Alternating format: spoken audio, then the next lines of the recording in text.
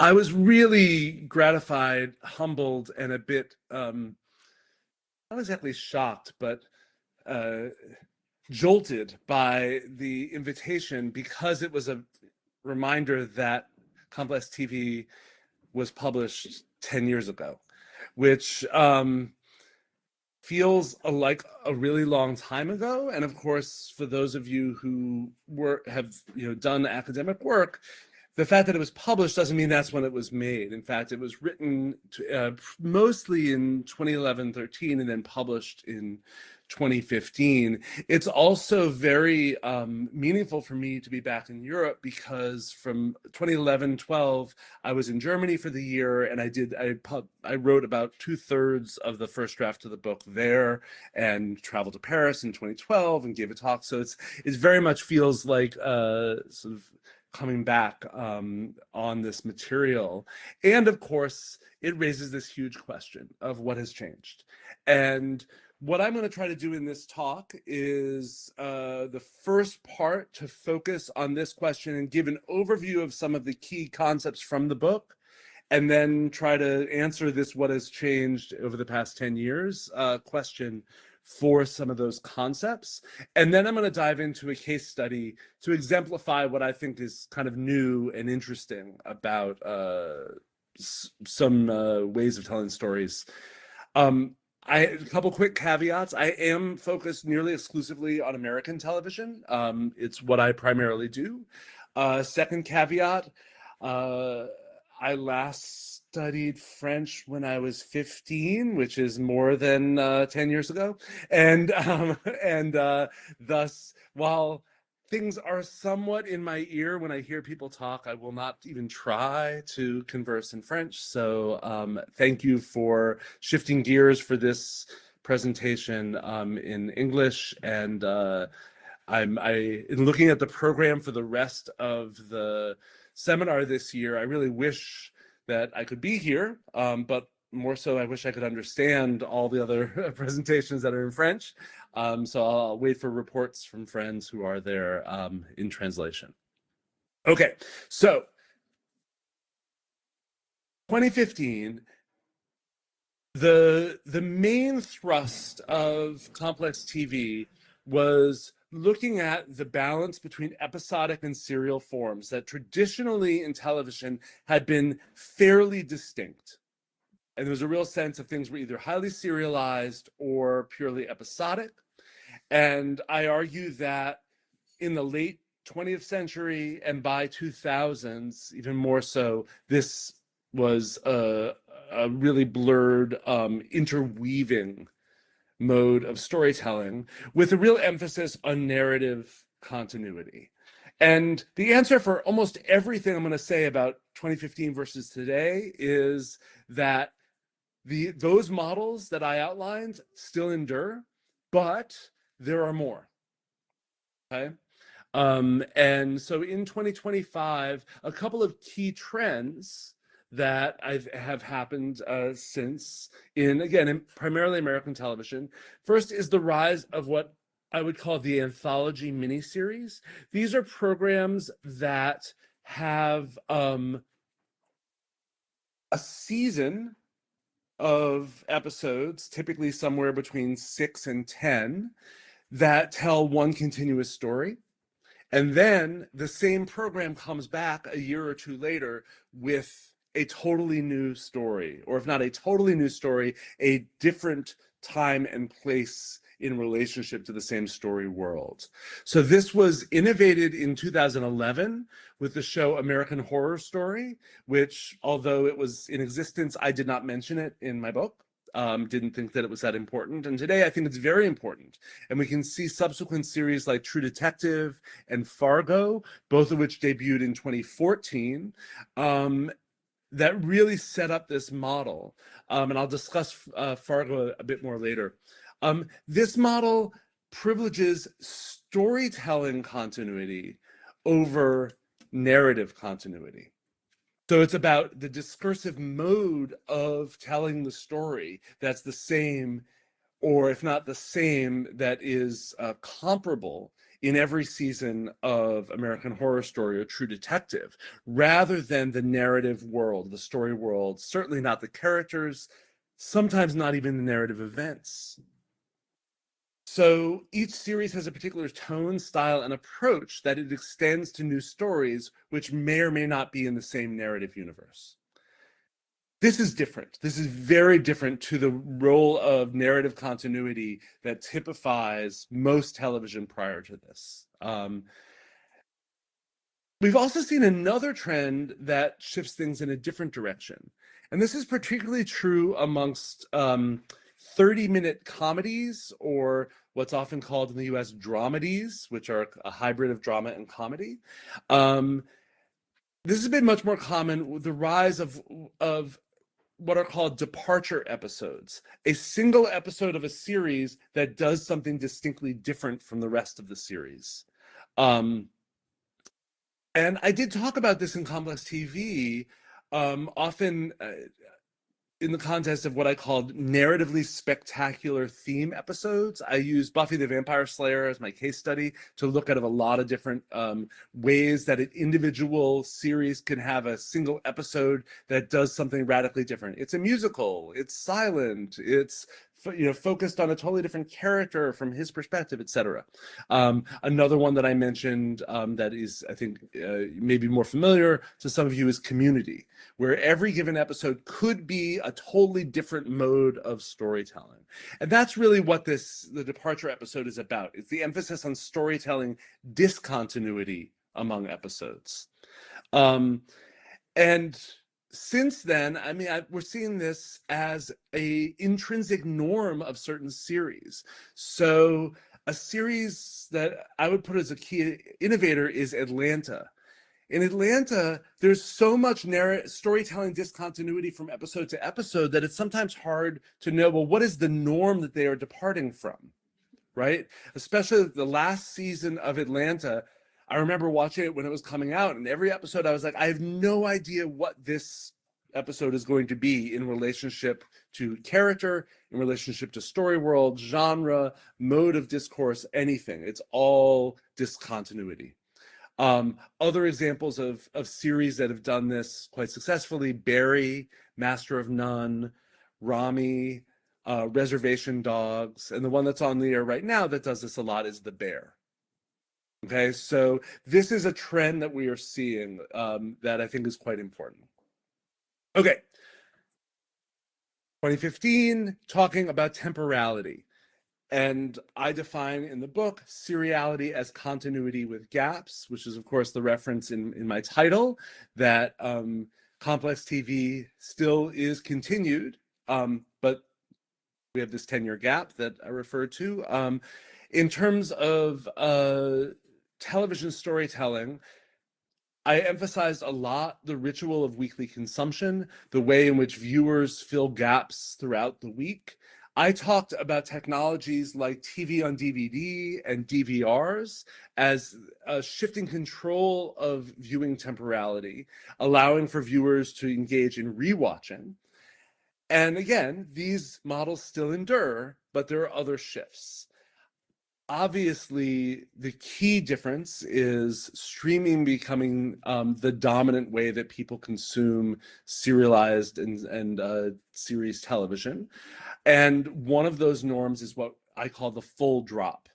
Netflix releases an entire season of a series in one day, right? It's the full drop, which makes non-synchronous viewing typical. And that's hugely distinct from what came before it in television.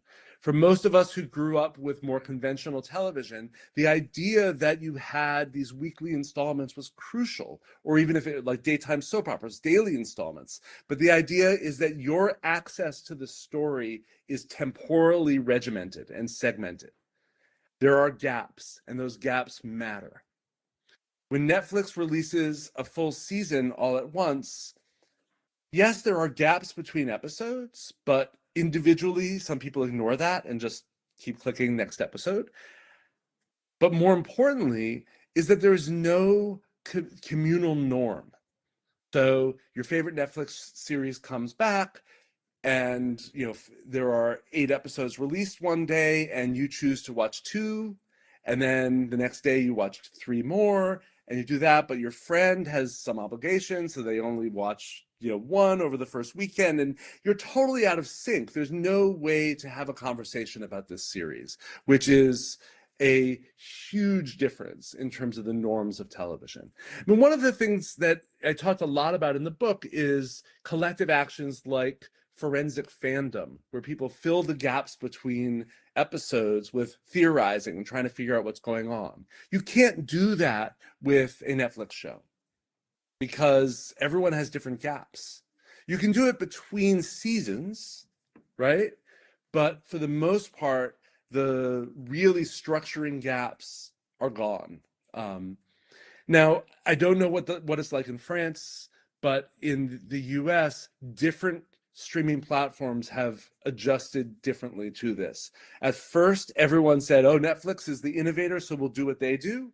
And now most of them have pulled back from that. What's much more typical is that in a given season, you release 2 or 3 episodes immediately, and then 1 or 2 a week. So you have the gaps built in. It's not as many gaps. The seasons are shorter. There are fewer overall episodes, so that is changes the temporality quite a bit.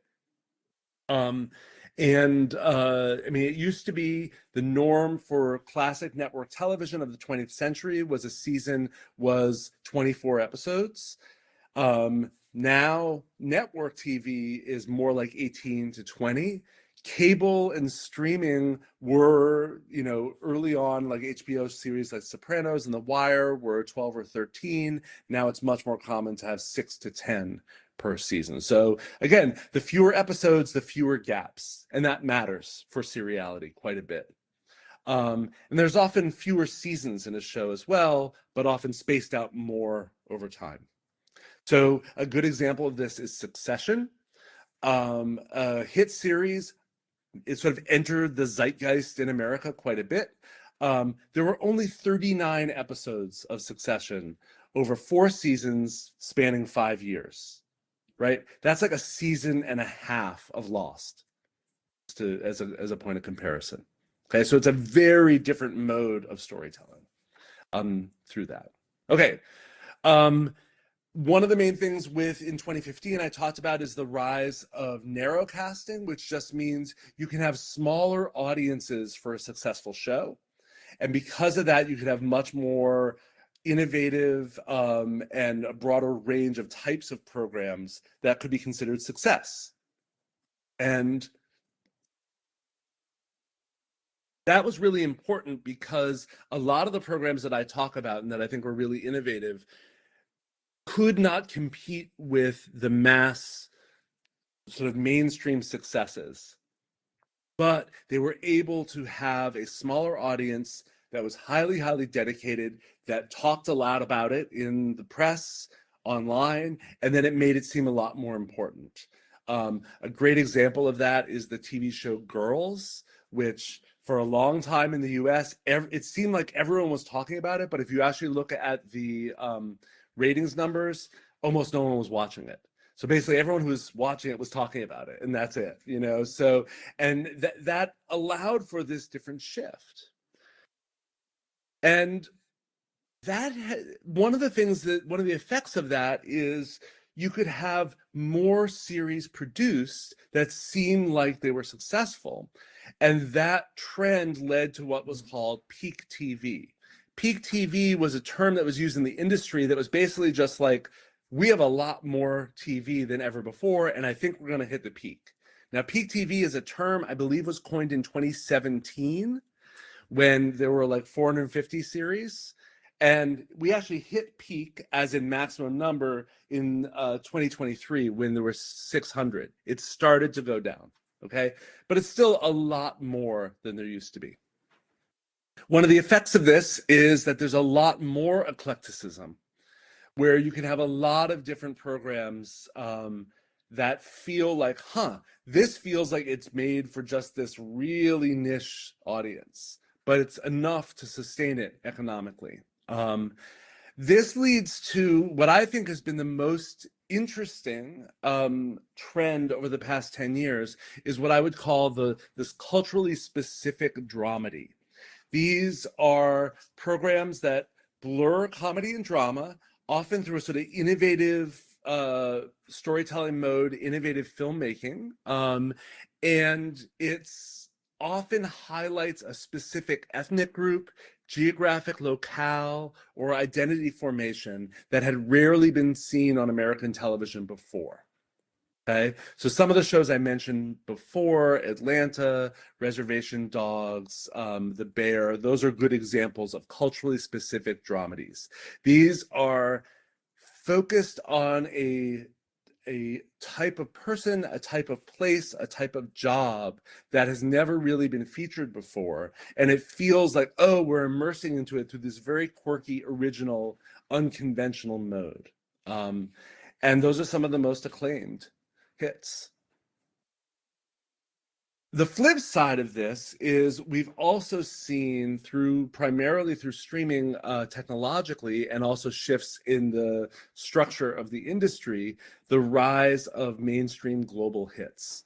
Now, for those of you who have not spent time in the US, it's important for you to understand that prior to, I mean, I'd say 2000, but even beyond that, I would say Americans watched almost no non-American television. British sitcoms, like I grew up with Monty Python, and that was about it. And then the rise of Japanese anime were the two exceptions.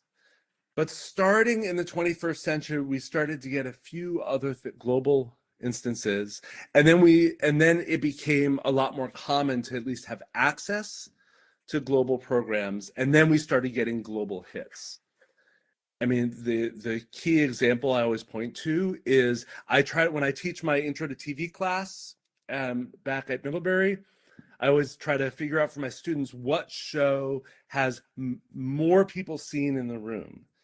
In a room of like 40 undergraduate students, how many, like, is there a show that most people have seen? And almost always for the past few years, the number one show that most people have seen, any guesses? Squid Game. Yep. Squid Game is the show that seems to have broken out across all demographics and cultural niches. And the idea that a Korean series would have that type of mainstream saturation, totally unheard of prior to 5 years ago, right? It's a real transformation that has happened. So that's a really crucial change that is underway.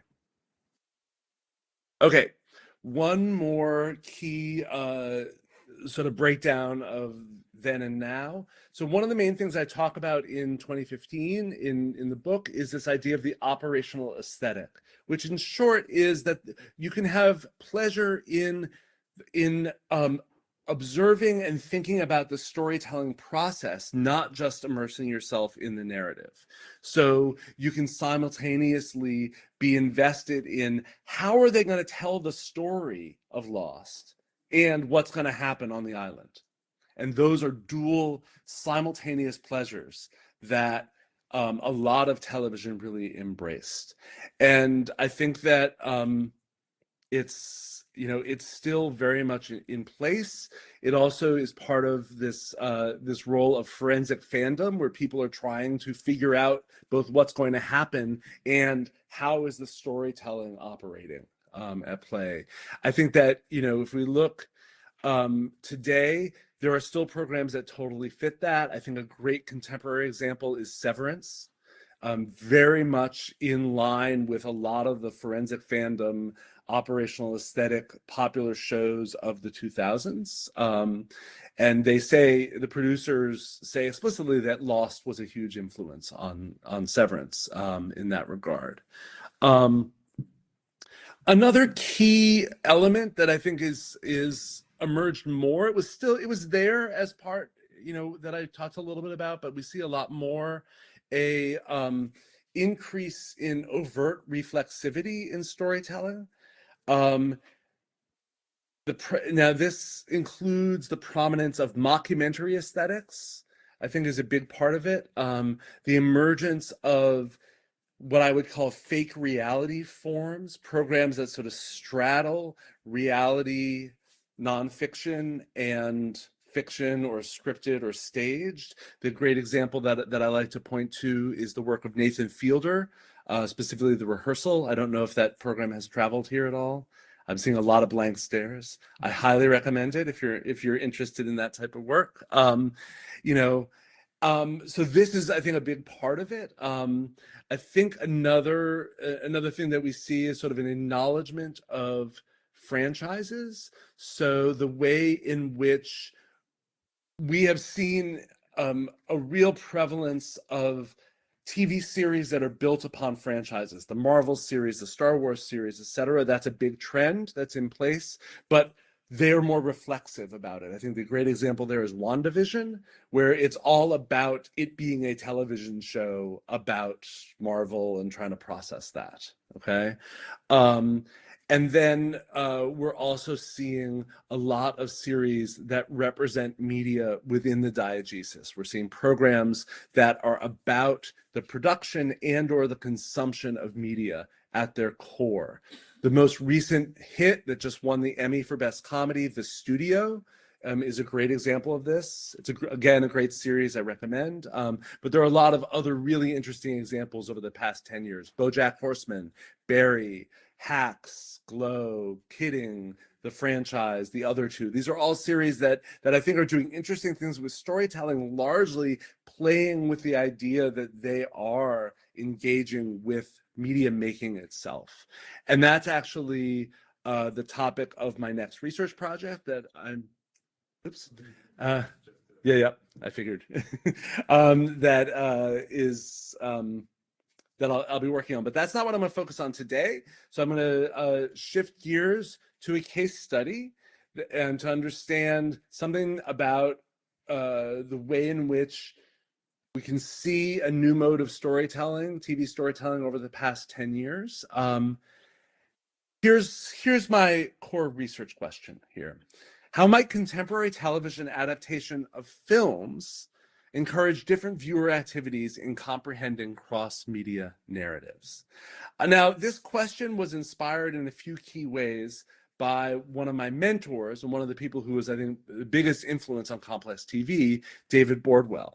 David Bordwell, for those who don't know, was a sort of leading figure in film studies, particularly in the study of narrative in film. He was one of my professors in graduate school and a good friend of mine. He unfortunately passed away 2 years ago. I've always liked to, like, when I see something interesting on television, one of the things I often ask myself, what would David Bordwell ask about this, right? Like, what questions would he ask to try to get at what's interesting here? So this, I think, is kind of one of the questions that he would ask. One of his great influences and important roles in narrative theory is really focusing on the idea of the viewer activity. How does a narrative, he did film, I do TV, but regardless, how do these activate a viewer in particular ways? And what do viewers do with this narrative? So that's the research. The other direct influence is I was actually asked to contribute to a book that is being put together to honor Bordwell. Many of the contributors are his former students. Others are people who were influenced by him. And I was specifically asked, can you write the chapter about David Bordwell's theories in television? So I thought about, well, what might be interesting to talk about, and I thought this idea of looking at the relationship between film and TV storytelling in a couple of case studies would be really apt for his interests in that way. Okay, so what am I talking about here? I am going to analyze 3 case studies of television studies that television series that either came out or aired their most recent episodes in the past few years that are direct adaptations of films. And I've made a little video that presents each of these in tandem.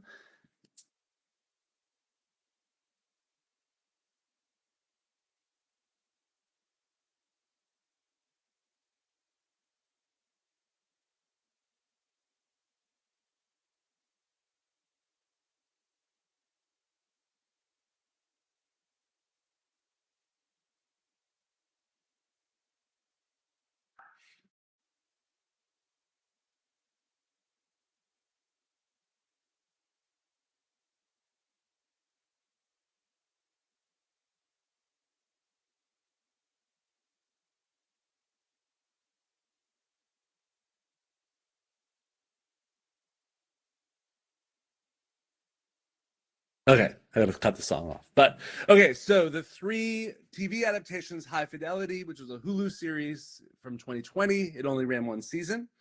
Fargo, which is, I mentioned, an anthology miniseries, the longest running of these, starting in 2014. It has aired 5 seasons.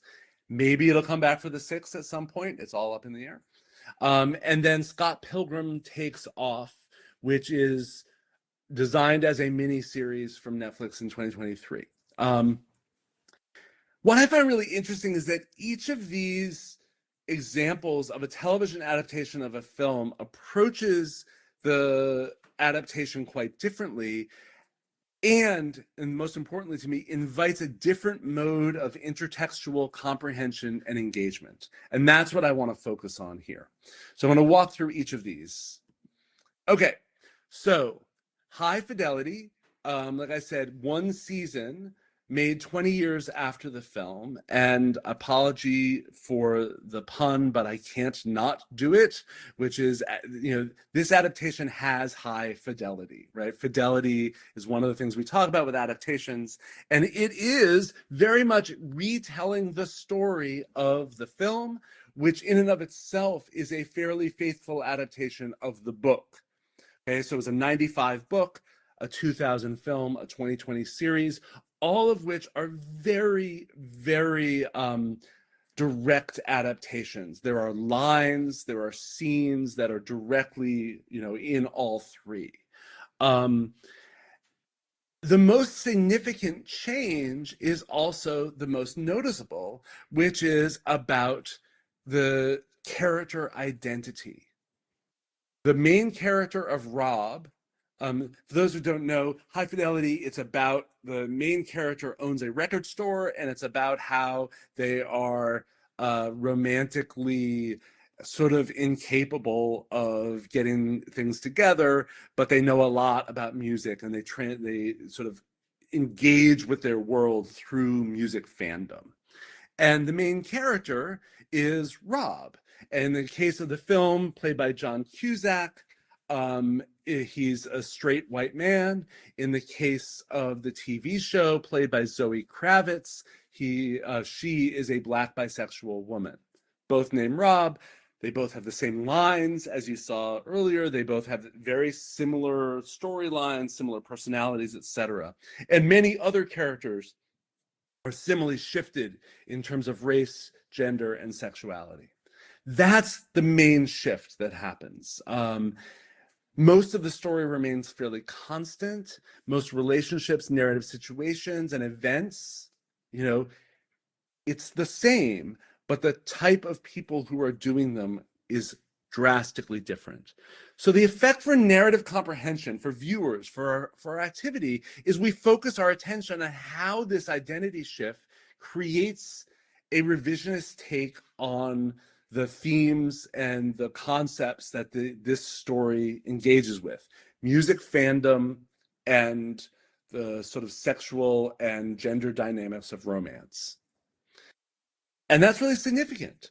So as we watch High Fidelity, one of the main things is, when we watch the series, is that the extended serial provides more time to explore these issues. The secondary characters get a lot more depth. And because the characters are a lot more diverse, there are gay characters, there are Black characters, there are white characters, there are straight characters, you get a lot more understanding of different perspectives. Whereas the film itself is very much, it's Rob's perspective. He talks directly to the camera, and that's our full experience in that way. The other thing is that the ending is less conclusive. It's open to continuity.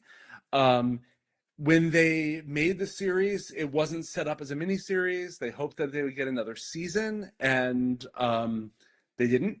So it feels as a standalone 10 episode miniseries. The ending is radically different than the book or film's ending, which feels like it's saying something. I think the intent behind saying something is, give us another season. We have more story to tell. Whereas now it comes across more as open-ended and ambiguous in that way. There's also moments from the book that were cut for the film that are expanded in the series. And this is what I find really compelling. So I've read the book, I love the film, I've watched it a bunch. So when I watched the series as a fan, there was this flash of recognition of this one episode that takes a scene from the book, which is a great scene and a great sequence, and actually gives it an entire episode and expands on it. In my mind, for my taste, it's the best episode. That scene was shot for the film but cut, and I've seen it as a deleted scene. So here I'll just compare the two.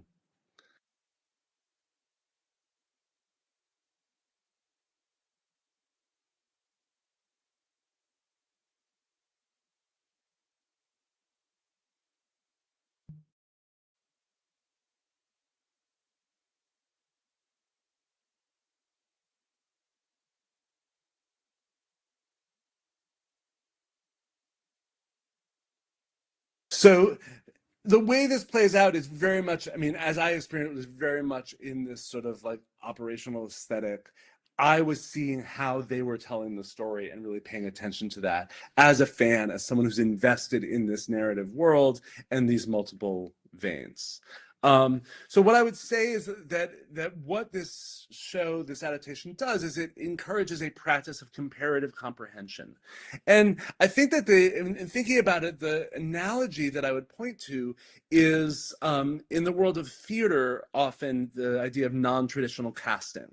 So you do a production of Hamlet, but with a woman, or you do a production of Richard III, but it's set in Nazi Germany, right? Like, and that is a very common thing in theater and in some film adaptations of classic narratives like Shakespeare in that way. So I think that's very much the ultimate logic here, and it encourages this mode of comprehension where you're always asking, how is this different? What difference does it make to transfer Rob's identity onto a female character of color? Okay. All right, so that's High Fidelity. Let's shift to Fargo. Fargo is a really interesting mode of narrative adaptation.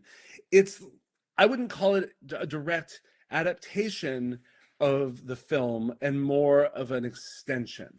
There is no story or character continuity from the film.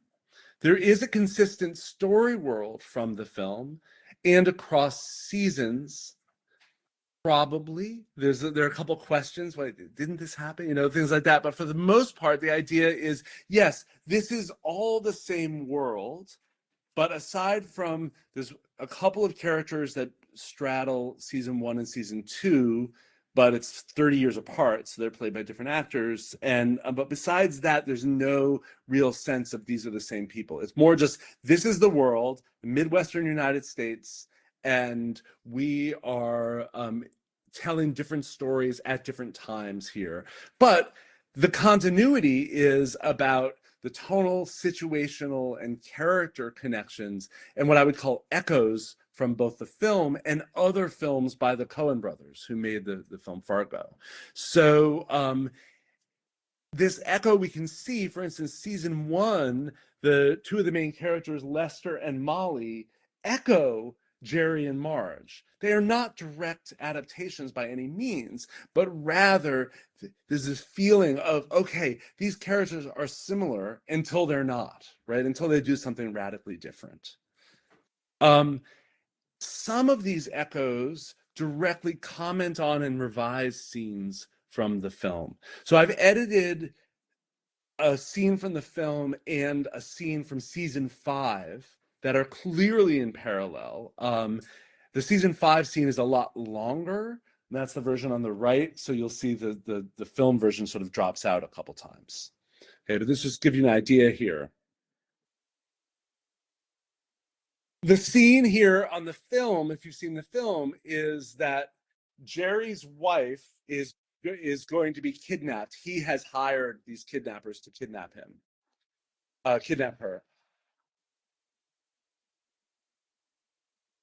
In season 5, we don't exactly know at this point in the narrative why these people are seemingly trying to kidnap character of Dot. And what's telling, I'll just read this as this goes here, is so the creator of the series, the showrunner Noah Hawley, says explicitly in an interview, I really wanted to riff on the movie in a way. There are many major male characters in the movie, but Jerry's wife, not so much. Pause.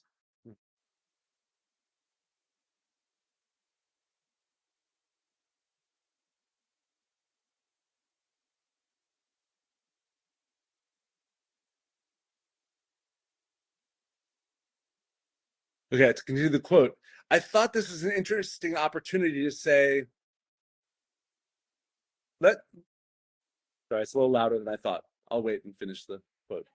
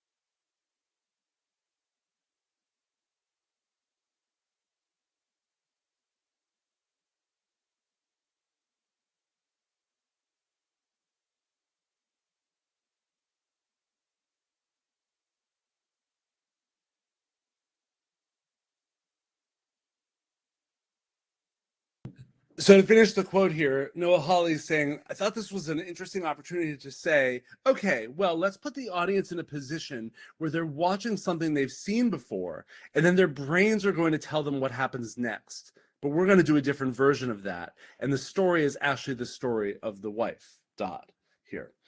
And this idea and this crucial point of using our anticipation of, oh, in Fargo, the wife gets kidnapped, right? And ultimately, the story is much more of the kidnappers than the wife in the film.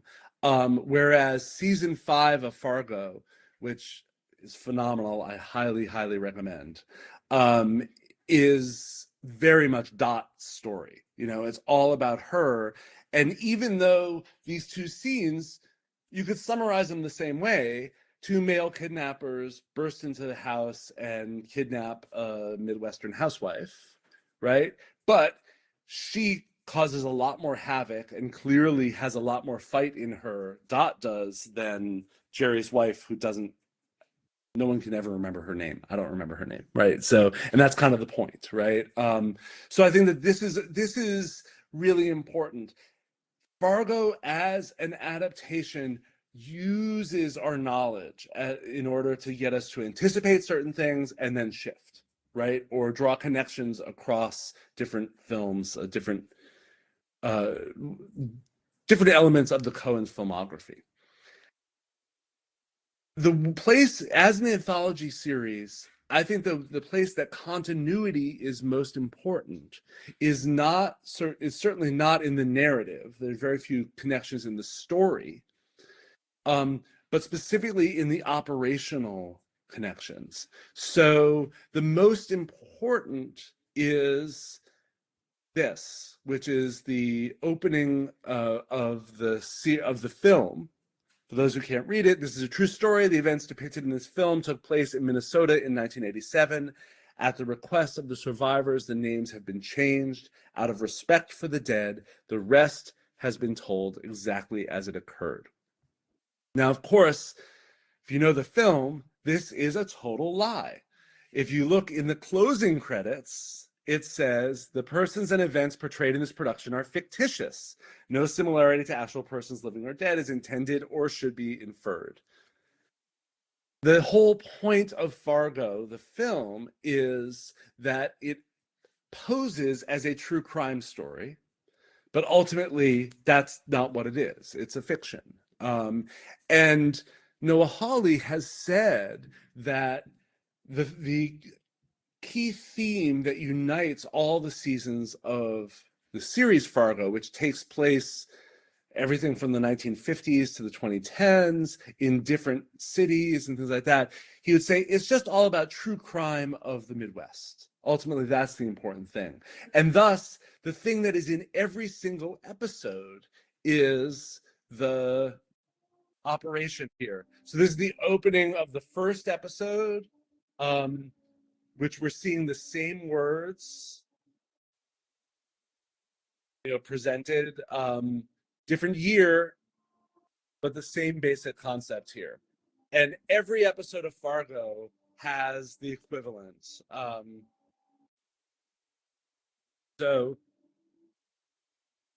here you can see a number. I've kind of collated a bunch throughout the different seasons. They play with the different forms that it uses. This one is, a sort of book. Beneath it, sorry. This is I forgot, sorry. I can't do it. Never mind. We'll let that roll in the background. I'll just show you some. Point being, there are some very fun and clever operational ways that this trope reappears, and that becomes another level of pleasure. As you're watching this series, how are they going to incorporate the true story bit in this way? Okay, I'm going to skip that. And out of purpose of time, I'm going to go ahead and skip forward and go to my third case study. But again, the key way I think, and I'll return to it at the end to conclude, is Fargo. I think the thing that it demonstrates is a way of creating a sort of playful, operational connection between the different seasons, between the original and the larger body of work of the Coen brothers, right?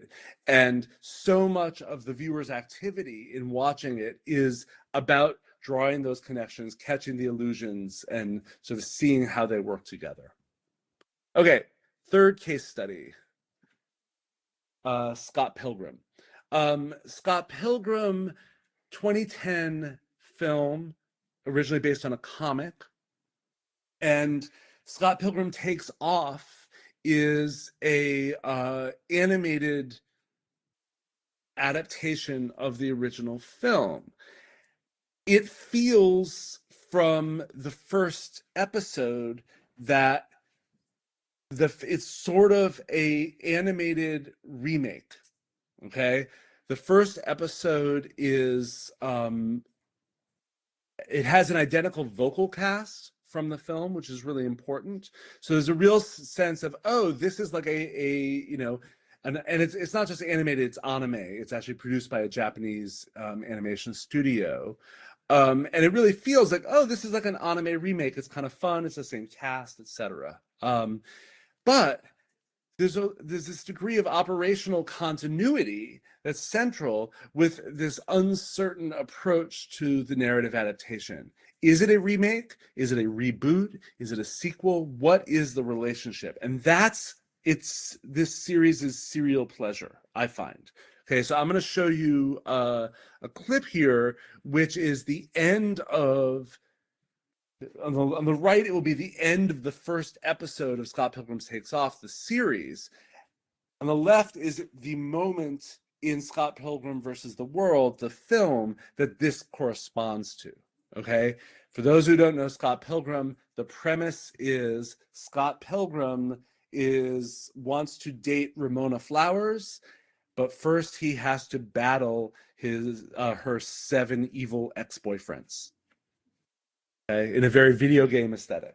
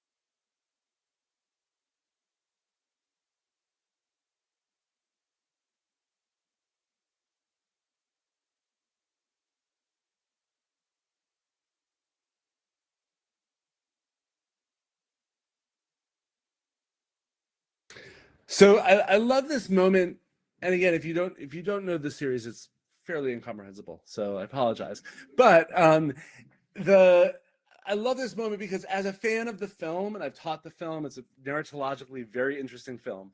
Um, I I love this experience of, watching the first 20 minutes of this episode, feeling like, oh, cool, it's this fun anime remake. And then suddenly the inciting incident in the film gets completely subverted to the point that it's literally called Scott Pilgrim Takes Off, and he dies at the end of the first episode. So, like, you see all the characters gasp, and that's what I did, right? Like, what? That sense. And that sense of uncertainty is a real pleasure. That sense of, oh, I thought it was one thing, but it's another. That's so crucial in this mode of adaptation, where it's building on your intertextual knowledge and assumptions and then transferring them in this way. And what happens, throughout this series is the entire narrative shifts. Ramona Flowers becomes the main character. The film itself, I mean, the gender politics aren't great. It's very much she is the object to be fighting for. And this inverts that. She becomes the investigator. She's trying to understand his death.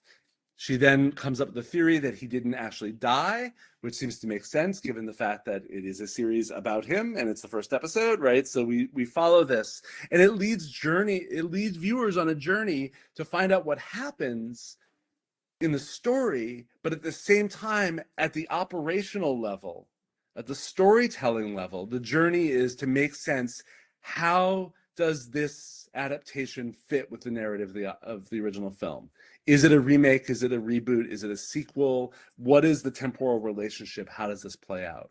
And it gets super, super fun. I want to show you one more sort of example of this, which is that there's this central pair of episodes that introduce an embedded film called Scott Pilgrim's Pretty Little Life, which offers a very clever operational device.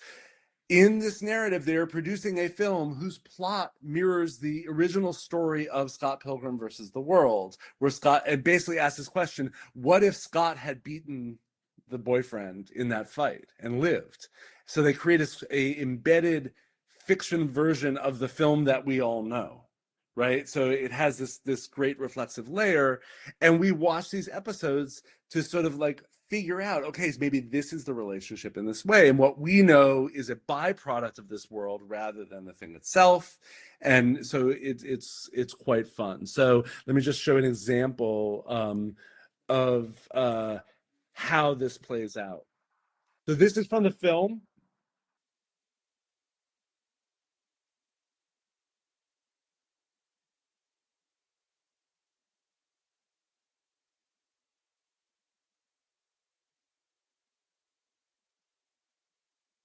This is, yeah, episode 1.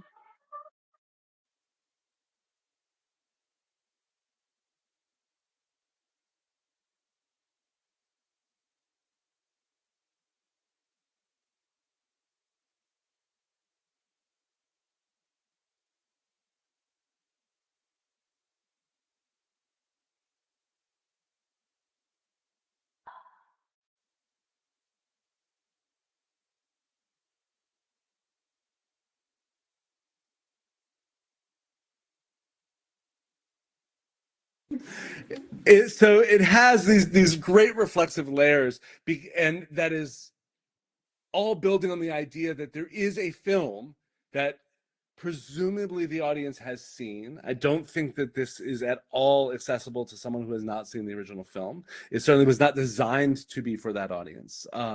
So this really sense of we're trying to sort of build this intertextual relationship and try to activate these modes of engagement in really playful and questionable ways involving issues of continuity, right? I'm not going to explain how it all comes together. It eventually does. It's silly and fun, which is what the original movie is as well. So I think that it really plays with notions of reflexivity, notions of fandom, because there's a sort of fan remix portion of this as well, that really sort of charts a possibility. All right, so to conclude, just to summarize here, this case study to me lays out 3 models of intertextual comprehension. So high fidelity gives us comparative comprehension, where the story is very similar, but it allows us to rethink the roles of identity and cultural meanings by recasting, by reshaping the characters and the sort of how it plays out. Fargo uses operational echoes that encourages intertextual play, allows for cultural commentary, such as the reframing of the wife character, and creates these thematic continuities and discontinuities at time. And then finally, Scott Pilgrim embodies ludic disorientation, with us trying to have orientation, trying to figure out what is this thing I'm watching? But constantly undercuts that.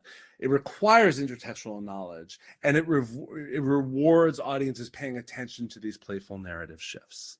So that is my case study. And with that, thank you. And I would love to open the conversation.